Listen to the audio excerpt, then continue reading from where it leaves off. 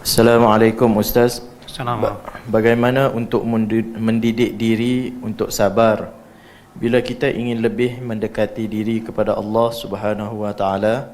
Makin besar ujian untuk sabar, kerap rasa marah itu datang. Bagaimana untuk menangani rasa marah ini, Ustaz? Ya, memang betul.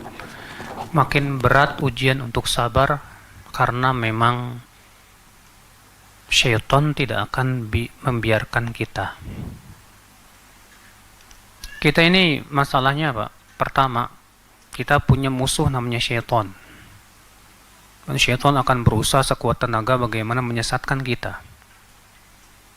Yang kedua, kita memiliki syahwat.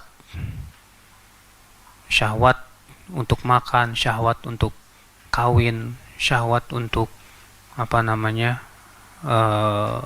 mencari uang, syahwat kepada dunia. Allah ciptakan syahwat karena memang untuk kelangsungan hidup manusia. Tapi ternyata syahwat itu dijadikan oleh syaitan sebagai pintu untuk menggoda.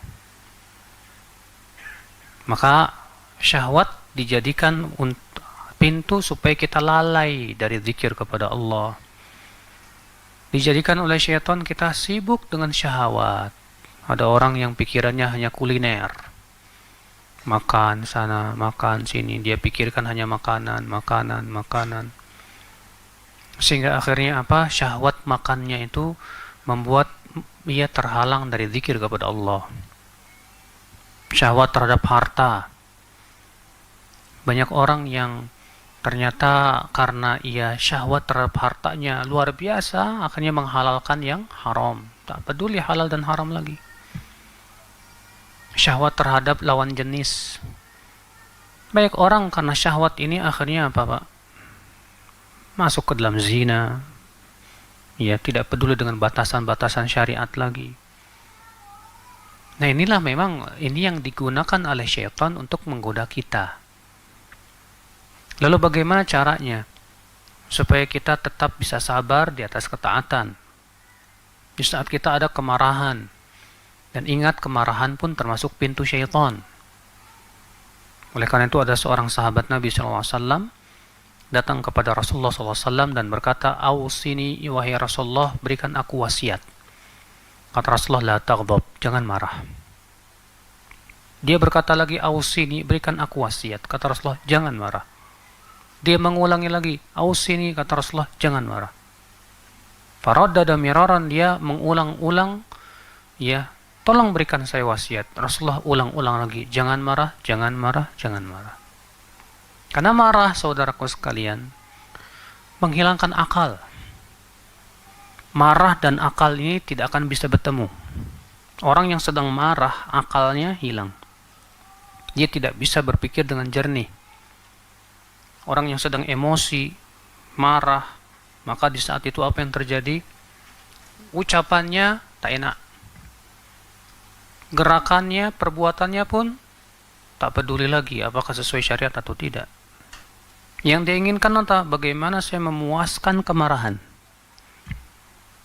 Oleh karena itulah di saat marah, Rasulullah SAW mengajarkan kita. Yang pertama, ta'awudz. A'udzubillahi minasyaitonirrajim.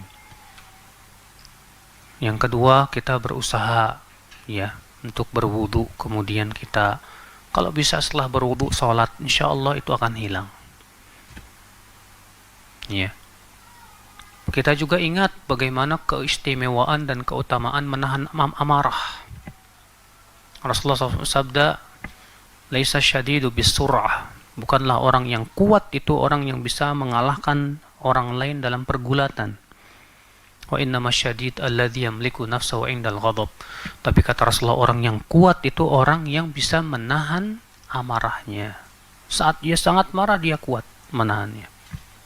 Itu orang hebat, kata Rasulullah.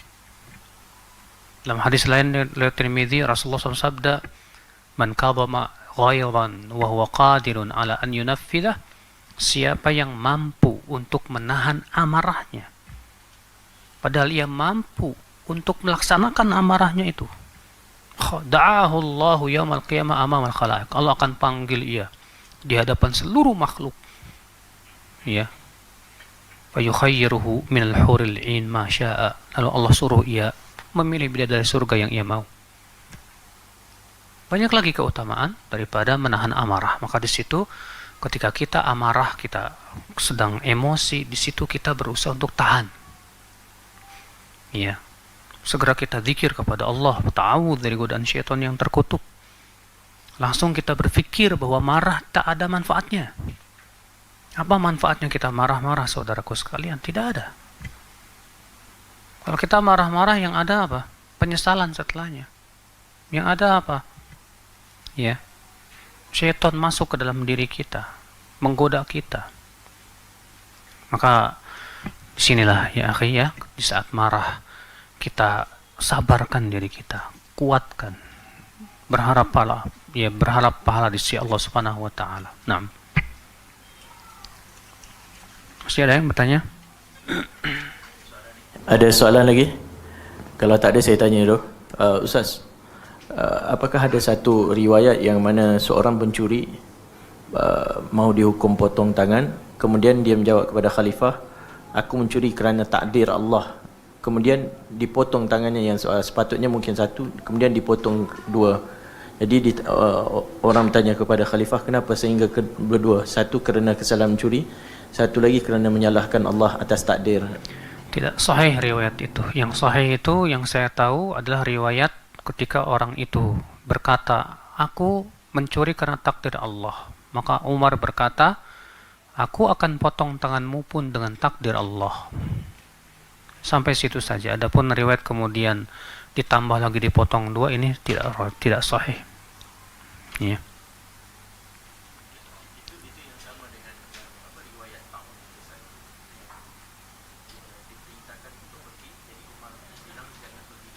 Itu hadis sahih.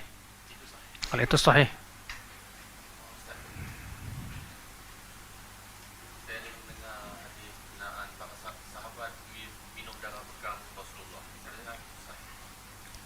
Tentang sahabat meminum darah bekam Rasulullah, apakah sahih? Saya masih ragu karena ini ikhtilaf tentang apakah itu disahihkan atau tidak. Ya, karena pertama bahwa darah manusia itu haram. Mereka yang menyatakan sahih, mereka mengatakan bahwa ini pengecualian. Karena ya Rasulullah SAW itu barokah. Namun banyak ulama mendhaifkan riwayat tersebut. Ya. Maka dari itu, adapun kita tidak boleh melakukan itu kepada wali sekalipun juga. Kenapa? Karena Allah sudah mengharamkan darah dalam Al-Quran. Ya, Allah mengharamkan darah dalam Al-Quranul Karim. Allahu a'lam. Ya, tentang masalah riwayat itu nanti saya akan kembali mempelajarinya. Mana yang rajih, apakah itu riwayat yang kuat atau tidak. Nah.